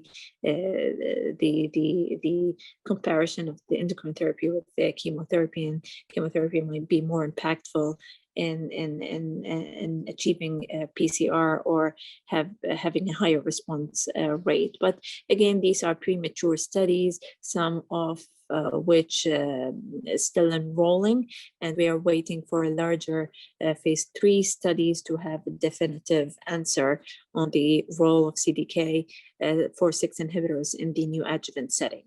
So as a conclusion, Monarchy trial, abemaciclib improved IDFS and reduced the risk of distant recurrence in patients with high-risk hormone receptor positive, HER2 negative early breast cancer. And results are early, with just 25% of patients completing study therapy. So definitely we need a longer-term follow-up to establish change in the standard of care. Will we see improved overall survival? I'm not sure, perhaps, but we have to wait for long-term follow-up data. Long rate of discontinuation due to adverse events. Not sure, so that's very important. And the risk of VTE due to co-administration with tamoxifen is questionable, so we are waiting for more data on this. In terms of PALS study, lower risk patients with high discontinuation rate due to protocol mandated management of neutropenia and other factors. So as Dr. George Slidge mentioned in ESMO 2020, it is a certainty that one cannot benefit from a drug one does not take. So maybe if the protocol was more flexible in terms of management of neutropenia, maybe we would have seen a change in the result. So bottom line, we don't know the impact of this on the result. So Penelope B, high-risk population, but shorter duration of therapy. Shape of curve brings into question possible transient reduction of risk during treatment period, which does not carry over. And the natural history of early stage breast cancer includes both early risk of recurrence in a subpopulation with persistent risk for many years. So will an early decreased risk of recurrence carry over post-treatment? And what's the optimal duration of therapy? And that maybe will be seen in the ongoing Natalie trial, which included ribociclib for 3 years in the adjuvant setting. So a lot of questions, a lot of things that has to be answered. And the biggest question is that should we use CDK4/6 inhibitors in clinical practice? And that is mainly based on the Monarchy positive trial. So I would keep my answer to the discussion session, and I'm sure that we are going to have a great debate on this. Thank you.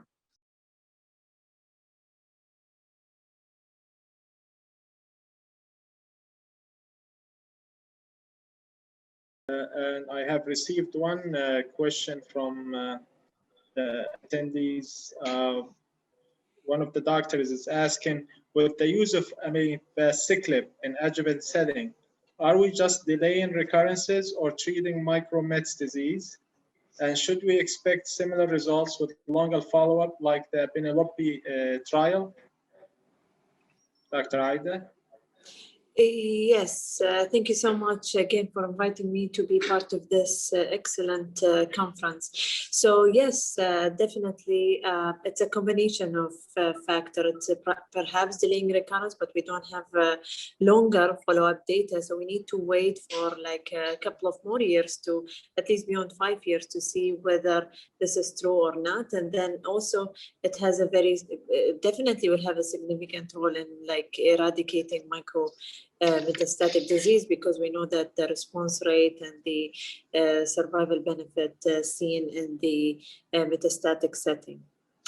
So it's maybe a lot of us are not adopting the abemaciclib yet, because we are waiting for the overall survival data. But my personal opinion is that I'm inclined to use it like at the current moment for patients with high-risk disease, those, for example, with 4 or more positive lymph nodes.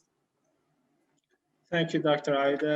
And for the sake of time, I would like to move on for the last but not least talk this session.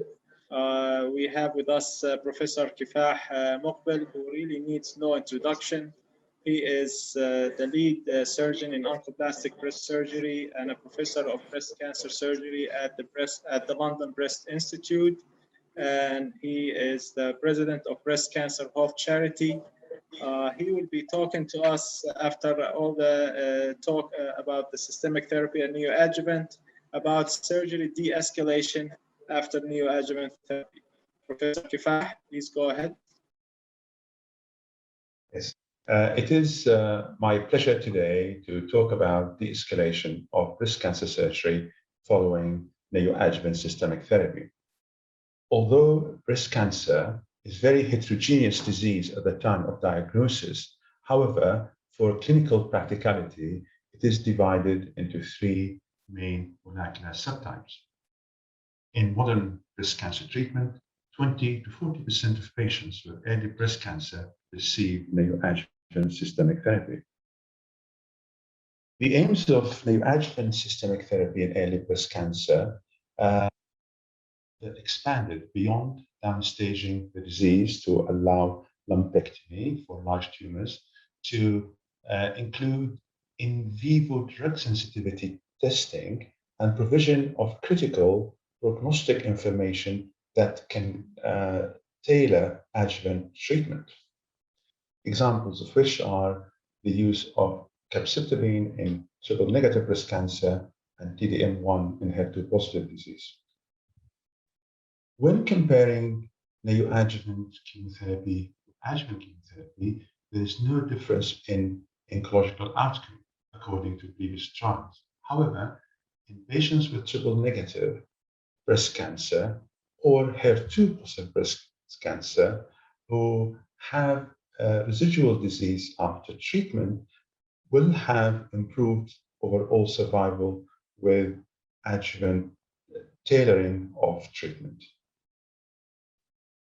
The rates of pathological complete response have been increasing, mainly due to the advent of new targeted drugs such as pertuzumab in HER2-positive disease, checkpoint inhibitors in triple-negative breast cancer, in addition to the increasing use of carboplatin. The PCR in the axilla is always slightly higher than that of the breast. The best predictor of PCR in the primary tumor in the breast is the molecular subtype, with ER-negative HER2-positive disease leading the group in terms of PCR, followed by triple-negative breast cancer. I'd like to point out that the rates of PCR in triple-negative breast cancer have also been increasing due to the use of anti-PD-L1 or PD-1 checkpoint inhibitors more recently. When we look at the axillary PCR, the best predictor of that is the primary tumor response. So patients who achieve PCR in the primary tumor in the breast have a relatively high chance achieving PCR in the axilla that reaches approximately 70% for clinical in 1 and 40% for clinical in 2. In addition to that, of course, the molecular subtypes operate in a similar manner to the primary tumor, with the highest PCR rates found for HER2 positive or triple negative breast cancer. How do we monitor response to treatment? The American College of Radiologists have evaluated the various modalities, and in conclusion, MRI is considered the gold standard of monitoring response of the primary tumor, followed by ultrasonography. For the axillary disease, ultrasonography is considered the gold standard.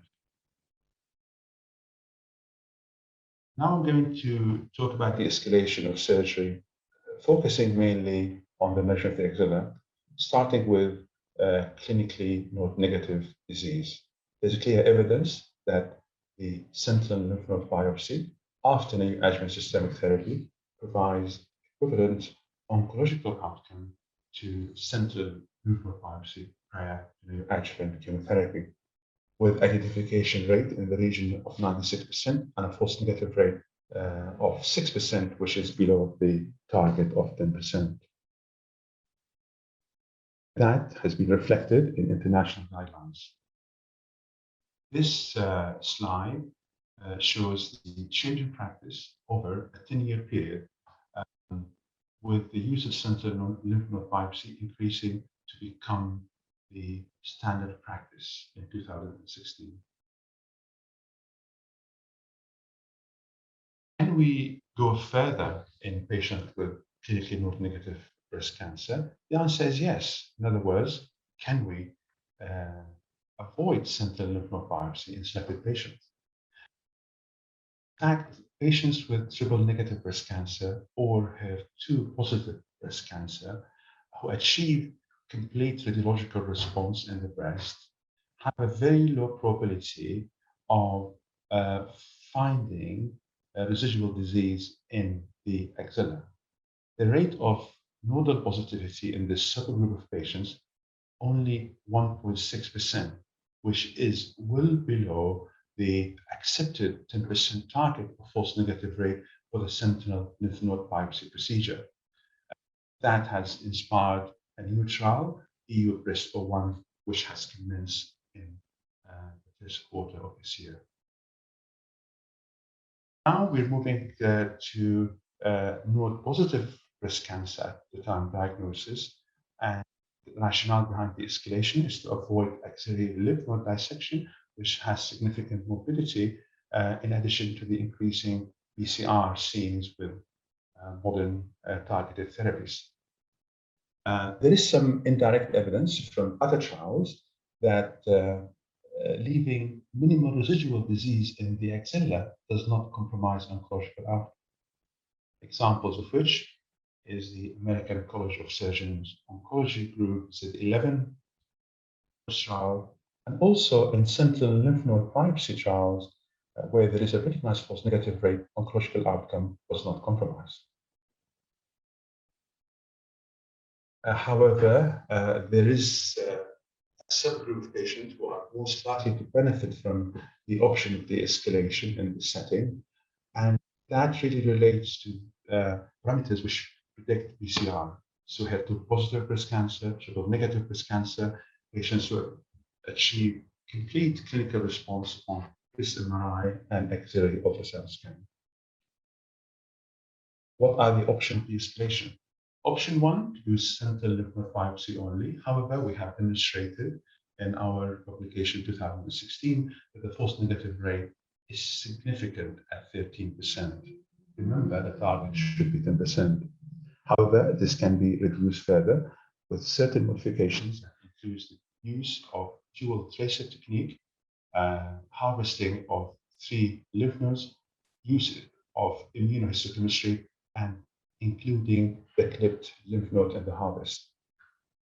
In order to reduce the false negative rate further, we have moved to harvesting the clipped lymph node, or what we call marked lymph node biopsy. This had a false negative rate of 6.28% with an identification rate of 90% according to our pooled analysis due to be published in Cancers next month. Targeted axillary dissection refers to the use of these two modalities together, and this is considered the gold standard. The false negative rate associated with this is approximately 5%. Now, what is the evidence that avoidance of axillary lymph node dissection in patients who achieve pathological complete response in the axilla is oncologically safe? We do not have randomized controlled trials. We do not have prospective trials. However, there is one significant study from Europe that included approximately 700 patients, mostly node positive. And in that trial, patients who had negative sentinel lymph node biopsy after neoadjuvant systemic therapy did not undergo axillary lymph node dissection. However, some did receive radiotherapy. In that trial, the axillary recurrence was 1.8% in patients who were initially clinically node positive, compared with 1.5% in the clinically node negative group at almost 9 years of follow-up.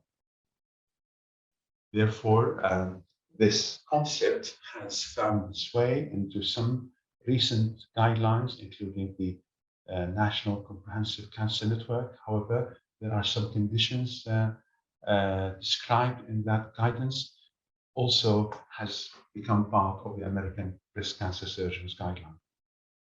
We have estimated that in the worst case scenario, the probability of compromising overall survival or disease-free survival would be approximately 1 in 4,000. Now, what are the options or techniques of carrying out targeted dissection?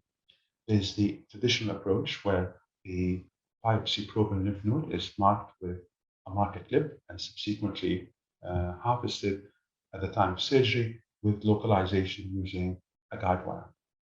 In this approach, we believe that hydrogel marker is the best since it has the best visibility of ultrasound scanning and has sufficiently long half-time. We have moved away from this approach towards wire-free approaches, which allow deployment of the marker at the time of biopsy. There is no need for a second localization procedure, example of which include radioactive iodine seed, ferromagnetic seeds, radiofrequency tags, and infrared reflectors. we have evaluated the magnetic seeds and radiofrequency data in our center. We have decided to, on balance, to use the SAVI-SCALP system. We do not like radioactive iodine seeds due to extensive administration and regulation issues. This is the SAVI-SCALP on display. The SAVI-SCALP has several advantages, including favorable introducer needle. And the main reason for using the SAVI-SCALP is the lack of significant MRI artifacts, which means that we can actually deploy both reflectors in the primary tumor and the axilla at the time of diagnosis. The real-time navigation allows accurate incision planning and minimal dissection. This is an example of targeted axillary dissection using the SAVI-SCALP. Here, in this particular patient, the SAVI-SCALP was deployed 5 months earlier at the time of biopsy. As you can see, the SAVI-SCALP does not need to be completely embedded in the lymph node. It has an antenna at each side, which makes it less likely to move and migrate. The patient also had sentinel lymph node biopsy, and I would like to point out here that the overlap between sentinel lymph node biopsy and marked lymph node biopsy is 75%. In this patient, the lymph node was marked elsewhere in another center with marker clip, you can see here, and we subsequently localized that with a SAVI-SCALP.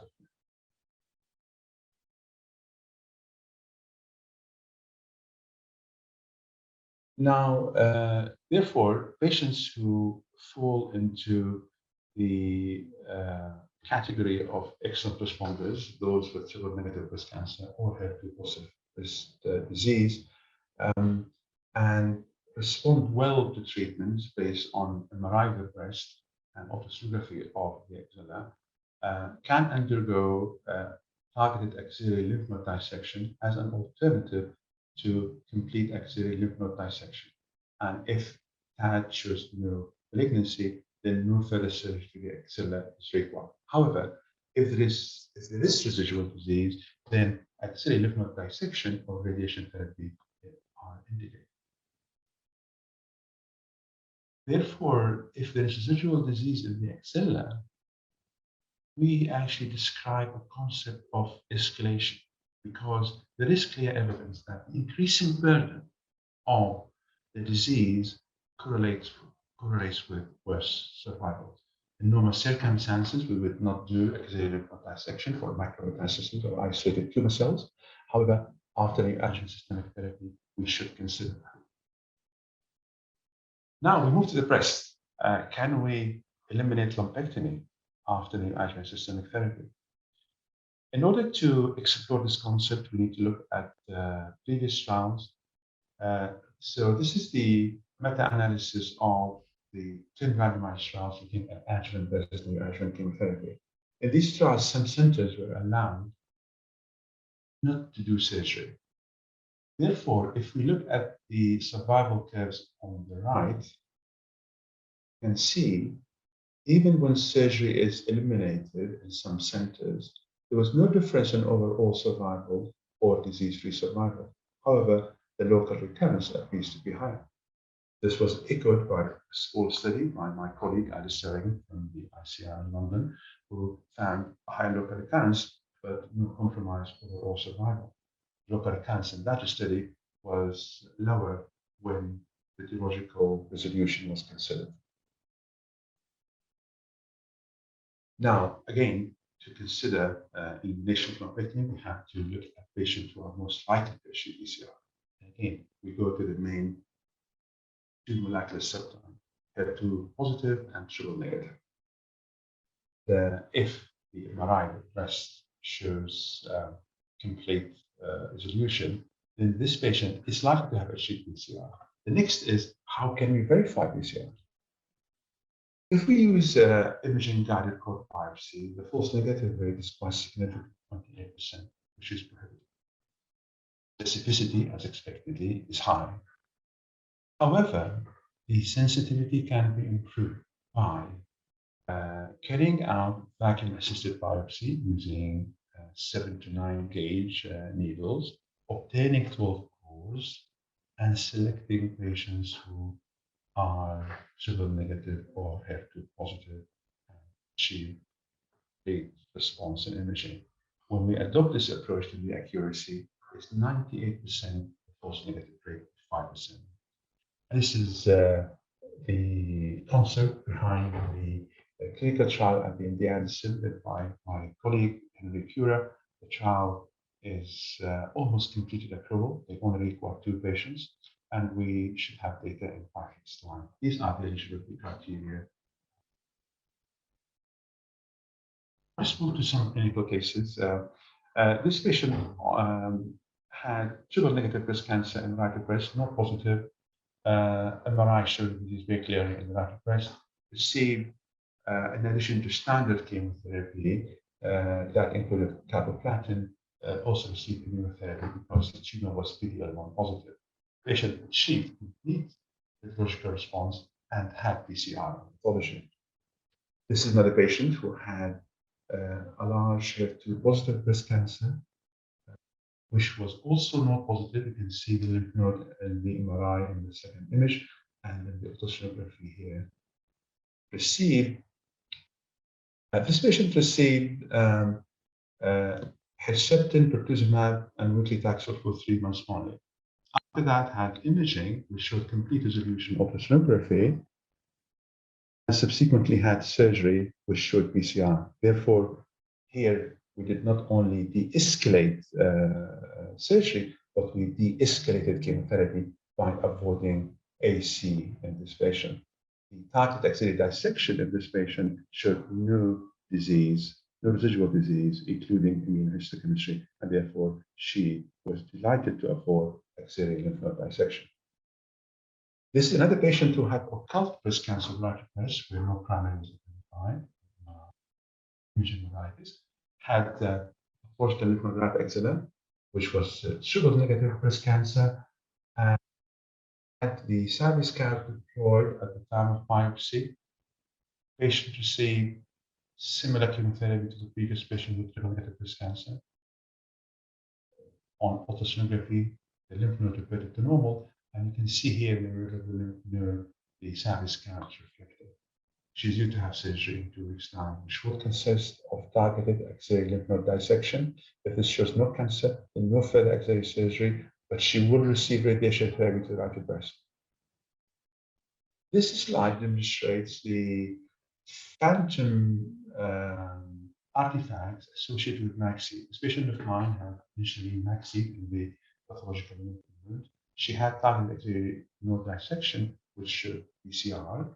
But you can see here the large force signal seen on the MRI. That's the reason why we prefer to use the salvage scar in our current practice. In conclusion, axillary lymph node dissection can be safely omitted in selected patients with HER2 positive or triple negative breast cancer who are initially not positive at the time of diagnosis, provided the target axillary node dissection demonstrate pathological complete response. However, we should escalate surgery if there is any residual disease. In terms of elimination of lumpectomy after neoadjuvant systemic therapy, this remains the question of clinical trials.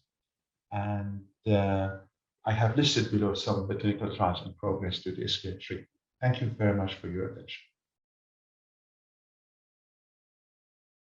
Thank you, Professor Kifah.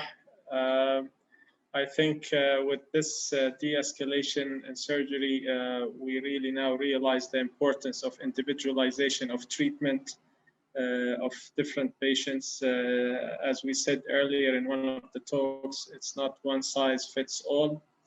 In